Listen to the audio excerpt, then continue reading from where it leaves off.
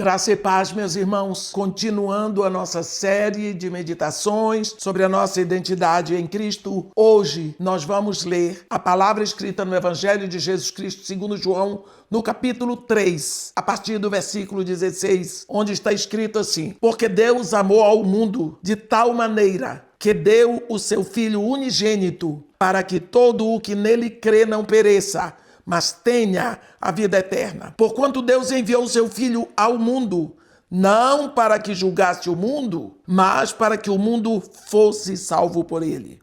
Quem nele crê não é julgado. O que não crê já está julgado, porquanto não crê no nome do unigênito Filho de Deus. O julgamento é este, que a luz veio ao mundo e os homens amaram mais as trevas do que a luz, porque as suas obras eram más. Pois todo aquele que pratica o mal aborrece a luz e não se chega para a luz, a fim de não serem arguidas as suas obras. Quem pratica a verdade aproxima-se da luz, a fim de que as suas obras sejam manifestas, porque feitas em Deus. Nós estamos continuando pensando que quando Jesus olha para nós, ele vê aquilo que seremos. Aquilo que seremos.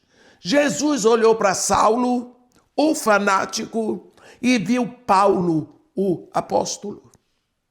Quando ele olhou para você, quando ele olha para você, hoje ele vê aquela pessoa na qual você se tornará. Um dos nossos objetivos na caminhada cristã é nos tornarmos pessoas segundo o propósito de Deus. Quando nós lemos aquele momento tremendo de Jesus, no capítulo 21 daqui de João, nós vemos o quanto é significante o nosso crescimento, porque nós vemos a vida de Pedro, à medida que ele aprende sobre o amor do Mestre por ele, ele vai crescendo também.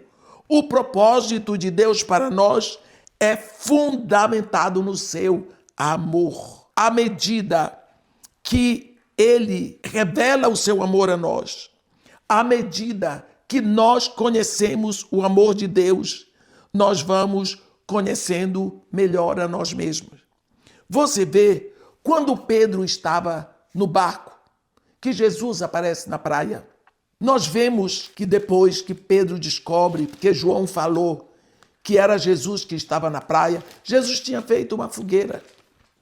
E nessa fogueira, quando Pedro chega lá, ele pergunta 3 coisas. 3 perguntas ele faz para Pedro. Pedro tinha negado Jesus 3 vezes ao lado de uma fogueira. Lembra? Ele estava se aquecendo na fogueira dos escarnecedores quando ele negou Jesus 3 vezes. Agora Jesus traz a lembrança da fogueira, faz uma fogueira na praia e Pedro está ali. Mas agora quem vai perguntar é Jesus. Você observa que nesse questionamento nós temos 2 termos diferentes para o amor. Jesus começa usando o termo forte agapau, você me ama. Simão, filho de João, amas-me mais do que todos esses? Pedro disse, sim, Senhor, tu sabes que te amo. Ele disse, apacenta os meus cordeiros. Mas quando Pedro responde, ele usa o termo filéu, que significa amizade. Ele não diz eu te amo, na mesma extensão que Jesus disse agapau, ele usa o filéu, eu sou teu amigo, tu és meu amigo. Então, Jesus Cristo diz, será que é só isso que você tem para mim? A sua amizade? Você é meu amigo? É isso tudo que você tem? Pedro, você me ama? Ele ficou entristecido, Pedro. E ele disse, Senhor, eu gosto muito de ti. Então apacenta as minhas ovelhas. Mas quando Jesus caminhou mais com ele, fez a 3ª pergunta. Pedro, tu me amas mais do que a todos esses?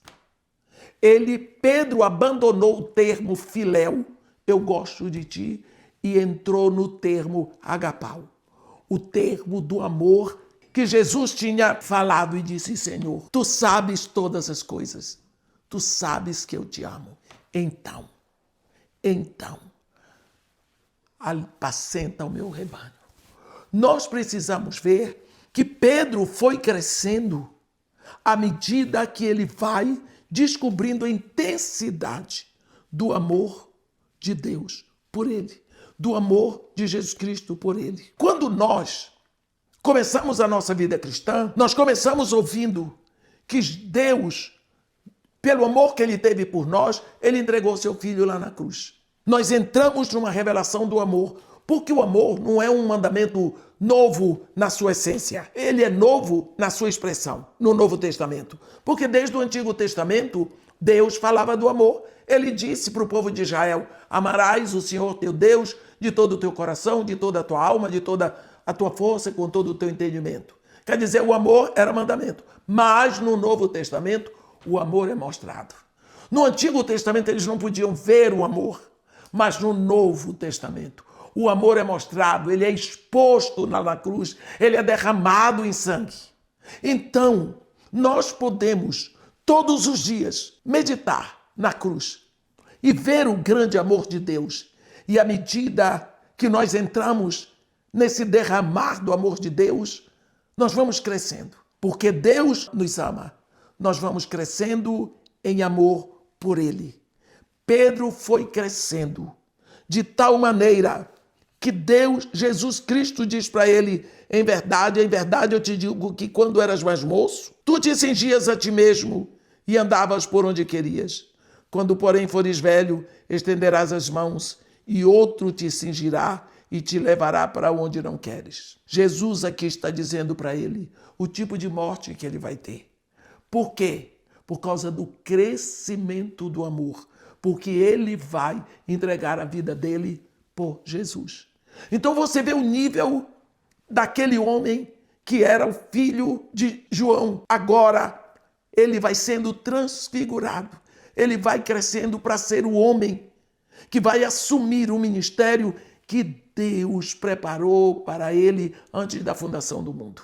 Você vê aqui como a identidade dele, a segunda identidade de Pedro, é a identidade verdadeira. O propósito de Deus quando criou Pedro no ventre de sua mãe não foi ser um pescador rico, um pescador com sucesso, foi ser o grande apóstolo Pedro. Jesus, quando olhou para ele, viu: tu és Simão, mas tu serás Cefas.